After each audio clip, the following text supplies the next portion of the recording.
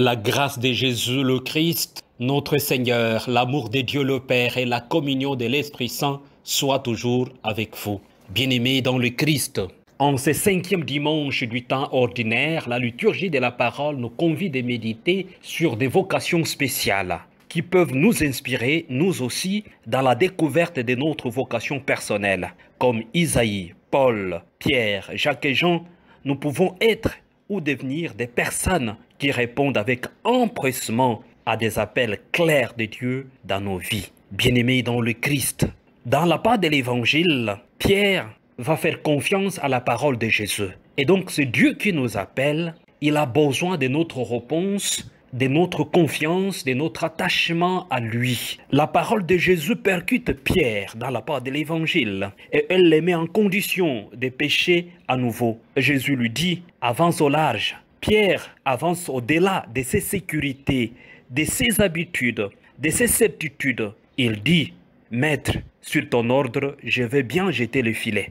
Bien-aimé dans le Christ, on y voit là comment Pierre fait confiance. L'ayant fait, le texte nous dit, ils prirent une grande quantité de poissons, leur filet s'est déchiré. Or que Pierre et ses amis, ils ont passé toute la nuit à faire la pêche sans rien attraper. Une pêche simple, stérile et non pas féconde. Mais voilà que Jésus lui dit de jeter le filet. Ils étaient en train de nettoyer le filet. Fini la pêche. Pas d'espoir, ces jours-là, ils n'ont rien attrapé. Voilà le maître lui dit, jette le filet. Avance au large, va de nouveau. Pierre a fait confiance à la parole de Jésus.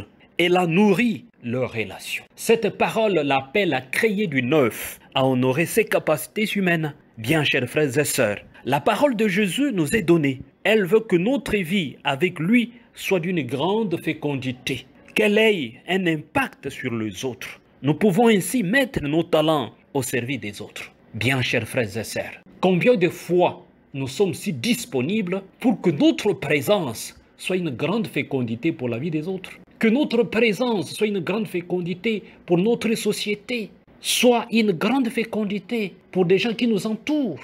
Souvent, nous sommes si stériles en parole, en acte, en action, mais Jésus nous encourage. La parole de Jésus a été efficace. Ce qui devait se produire s'est produit par une parole donnée, un discours entendu. Mais voilà, Pierre éprouve à la fois attirance et peur et froid. Mais Jésus l'encourage. Jésus nous encourage aujourd'hui. Peu importe nos fragilités, nos limites, lui nous appelle. Il a besoin de notre confiance. Jésus le touche au plus profond de lui. Il les rend libres, pauvres, disponibles, mais dans un grand désir. Voilà pourquoi Pierre se jette aux pieds de Jésus pour dire, Maître, éloigne-toi de moi. C'est un homme si fragile. Bien, chers frères et sœurs, mais la confiance que nous mettons dans le Seigneur est au-delà de tout. Cette confiance, nous pouvons les lire ici dans le livre de Jérémie. Béni soit l'homme qui fait confiance à l'Éternel et qui place son espérance en lui. Il ressemble à un arbre planté près de l'eau et qui étend ses racines vers le cours d'eau. Il ne s'aperçoit pas de la venue de la chaleur et son feuillage reste vert. Voilà. Lors d'une année de sécheresse, il ne redoute rien et il ne cesse pas de porter du fruit. Jérémie chapitre 17, versets 7 à 8. Bien, chers frères et sœurs, n'hésitons pas de placer notre espérance, de placer notre foi, de placer notre attention à l'Éternel, à Dieu le Père Tout-Puissant, par le Christ Jésus, notre frère et notre Sauveur. N'ayons pas peur, faisons confiance. Dans la première lecture d'aujourd'hui, le prophète Isaïe annonce avec force pour dire « Je suis un simple pécheur, je suis si fragile ». Mais le texte nous dit « L'un des séraphins vola vers moi, tenant un charbon brûlant qu'il avait pris avec des pinces sur l'autel. Il l'approcha de ma bouche et me dit, ceci a touché tes lèvres, ton péché est pardonné. Voilà, n'ayez pas peur. Moi qui t'appelle, j'ai un dessein spécial sur toi, j'ai un projet spécial sur toi. N'ayez pas peur, tes péchés sont pardonnés. Prends le travail, voici la mission. Allez annoncer la parole. Allez consoler mon peuple. Allez donner la joie de vivre aux autres. Voilà.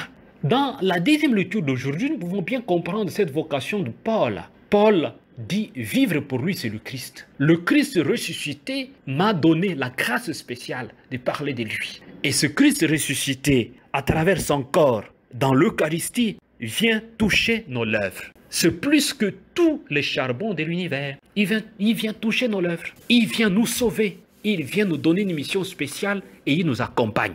Bien, chers frères et sœurs, si nous retournons dans la part de l'Évangile, la parole de Jésus rejoint Simon-Pierre et ses amis au plus profond pour un appel judicieux, plus total. Suis-moi. Suivre Jésus, frères et sœurs, continuer l'aventure commencée par sa parole. Il faut tout abandonner. Ils ont lâché leur filet parce que Jésus a touché le cœur de Simon-Pierre et ses amis à travers son corps ressuscité pour faire de nous aujourd'hui le témoin de sa bonne nouvelle. En d'autres termes, nous aimer les uns les autres, être une chance pour la vie des autres. Il s'agit là de la fécondité. La fécondité de notre foi, elle se résume dans le Seigneur Dieu seul, en qui notre confiance est sûre. Les autres confiances sont parfois volatiles. Elles ne peuvent pas nous sauver. Elles ne nous donnent pas la vie, ne nous donnent pas la joie. Généralement, nous aimons nous faire confiance à un ami, aux membres de famille, faire confiance à une bonne situation ou à une idéologie. Mais souvent, le Seigneur notre Dieu est mis de côté. Il est parfois à côté. Il n'est pas considéré. Pierre et ses amis, pour avoir compté sur leur propre force, ils n'avaient pas attrapé le poisson. Mais quand Jésus leur dit « jetez les filets, allez au large », ils font confiance et ils attrapèrent autant de poissons. Bien, chers frères et sœurs, pour ce faire, la personne humaine reste enfermée en lui-même, sans horizon, sans porte ouverte, sans fenêtre, tout est stérile si elle ne place pas sa confiance dans le Seigneur. Écoutons le Seigneur, écoutons sa parole, plaçons notre confiance en lui. Lui qui nous appelle, il va nous accompagner afin que notre vie soit une fécondité, afin que notre pastoral et notre mission de tous les jours soit une fécondité. En d'autres termes, soit une vraie harmonie, une vraie charité entre les uns et les autres. Recevez la bénédiction du Seigneur, au nom du Père et du Fils et du Saint-Esprit. Amen.